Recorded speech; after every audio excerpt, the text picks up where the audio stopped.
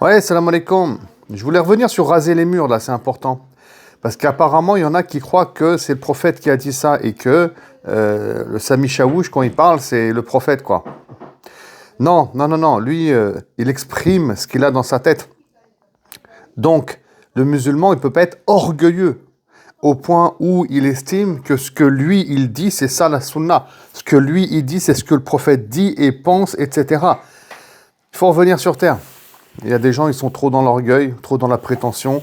Ils ont raison, les autres, ils ont tort. Il n'y a pas d'Allah Ta'ala A'lam qui est dit à la fin. Voilà, donc ça, c'est important de le rappeler. Et franchement, après, il faudrait du coup expliquer pourquoi Khadija radiallahu ta'ala anha ne rasait pas les murs. Elle était commerçante. D'ailleurs, elle va même vouloir se marier avec le prophète sallam. C'est elle qui fait la demande, hein. C'est même pas dans le sens inverse. Pourquoi Rufayda, elle soignait les blessés dans la tente du prophète sallam. Pourquoi Ash-Shifas ou Omar ibn al-Khattab radiallahu ta'ala anhu va être, répression des fraudes, c'est la responsable dans le marché de Médine. Pourquoi on a des femmes comme Nusayba et plein d'autres qui sont infirmières, chirurgiennes à soigner les blessés de guerre à Uhud et qui vont même se battre avec l'épée ensuite quand les hommes vont quitter le champ de bataille. Le prophète sallam ne va pas dire pourquoi vous rasez pas les murs. Donc, tout ça normalement, ça interroge quelqu'un, ça interpelle l'être humain. Ça c'est que des petits exemples, il y en a plein. Il y en a plein de femmes chefs d'entreprise à Médine.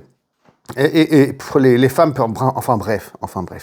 Donc pourquoi tout ça s'est mis à la trappe et quelqu'un il est focus sur une parole. Donc cette parole a été dite bien sûr dans un contexte particulier. Normalement on le comprend de façon automatique et là il y a un travail de recherche plus approfondi à faire.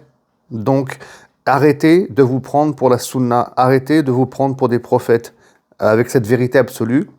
L'orgueil est un très très mauvais défaut. Le musulman, il apprend sa religion.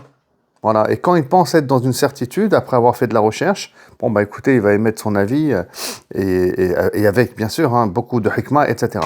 Mais là, s'attaquer comme ça au genre féminin de manière générale et rentrer dans des trucs et des détails, c'est toujours souriant.